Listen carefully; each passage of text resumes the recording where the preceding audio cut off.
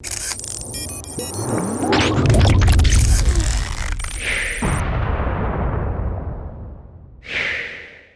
what's going on everyone? Vega here for Serpent Tech, and in this video I want to talk about optimizing your mining rigs or your configuration for summertime. Especially for those who are closer to the equator, where it gets warmer during summer than other places like I am here in Florida, USA. There's some things that I know I can do to improve. Now, my configuration is not everybody's configuration, right? Whether you're in a trailer, warehouse, shed, mining tent, open air rigs in a bedroom somewhere, everybody is different, so you're gonna have to optimize based on your conditions. But I just want to show you a couple things that I can do to improve my setup and see if it helps you out, specifically with airflow. Because the number one thing you can do as a miner is every once in a while you refresh your GPUs. Fresh thermal paste, fresh thermal pads, whatever you can do to improve thermals, give it that fresh take on life. But airflow is the biggest one, and right now I can tell you that I just wanted to get my rigs filled up as fast as possible, but I need to definitely do some optimization. Now, Team Red Miner recently came out with a revision. By the time you're watching this, will be a few weeks now that this Team Red Miner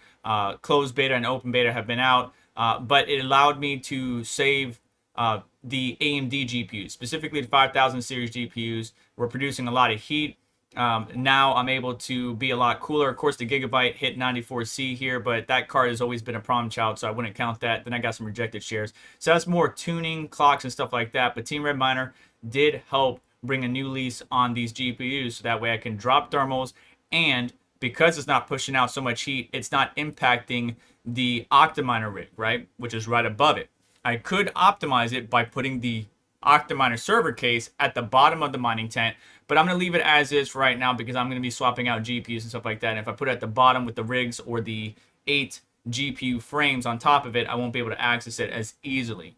So what you see on the screen right now is we got 3 cards that we can optimize.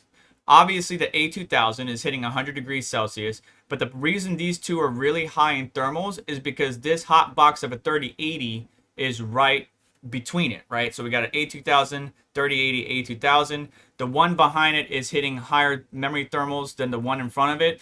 So I want to get that 3080 out of this system, and I want to put it in the Nvidia mix rig at the bottom. Yes, I am on Windows right now. There were some issues with Hive, so I went to Windows. I'm probably going to go back to Hive here anytime. But you can see that this 3080, which we're looking at right now, is hitting 98 to 100C in this open air frame at the very bottom of this mining tent. It could be better, yes, but it's probably going to be about the best I could get in the hot environment or in the hot summer conditions that I am in Florida.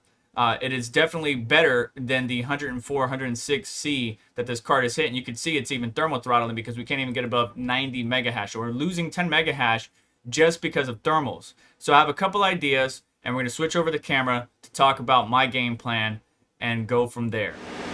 All right, so looking at my setup, again, everybody's setup is a little bit different. You just want to take into account airflow, right? What do we got?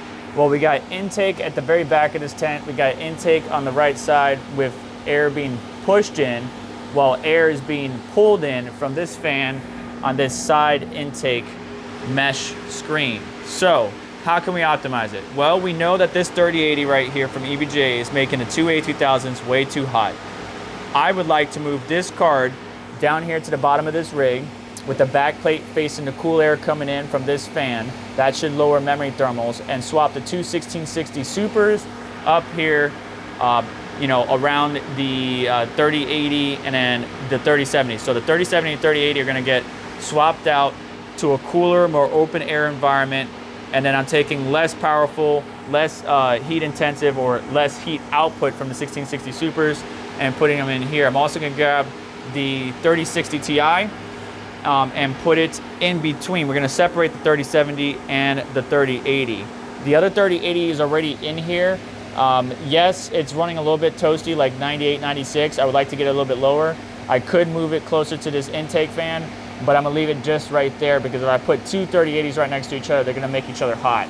So we're going to do 3080, 3060 Founders Edition, 3070, and then see how thermals are. That should drop temperatures on the A2000s and get this rig at least a little bit cooler. This 3070 is getting choked out because of the Zotac card, which there's no cooler on here.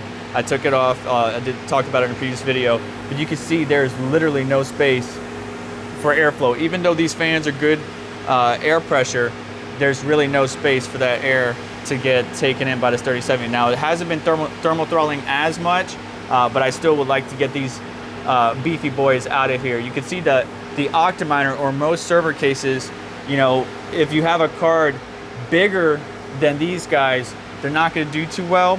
So you really want them in an open air frame.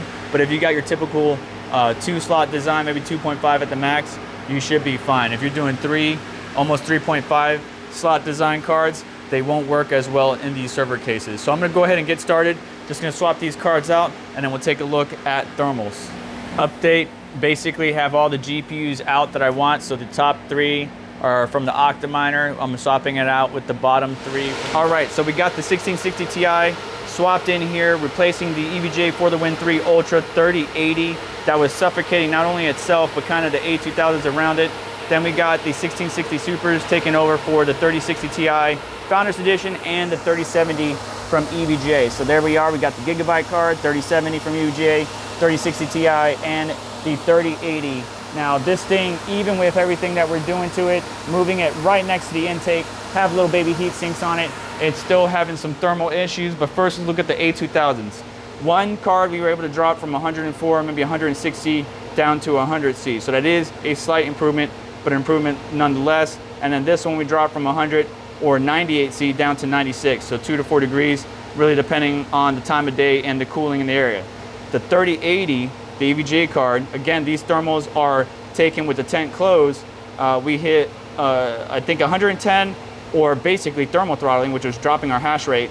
And now we're able to sustain 95, 96 mega hash at 106C. Not the best, and I know we could get that lower.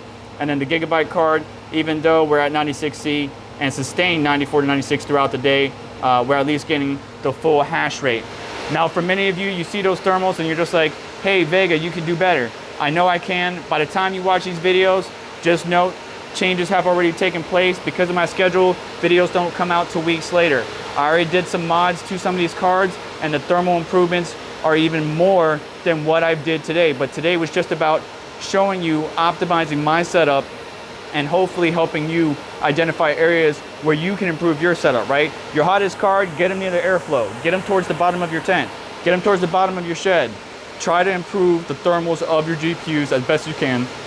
Put your most energy efficient and the ones that produce the least amount of heat towards the top of your setup, rig, tent, whatever you got, and see if that doesn't help you out. Whatever you can do to optimize the airflow within the constraints that you have, environmental, thermal constraints, whatever it may be, this is the best way that I can optimize my setup without doing some more mods, which again will come out later in the future. So that's gonna do it for today's video. Please do me a favor, hit the like button on the way out. Make sure to get subscribed, hit the notification bell to stay up to date, as well as check out additional links in the description that help support us and what we do here. Besides that, you have yourself a wonderful day, and I'll catch you all in the next one. Take care.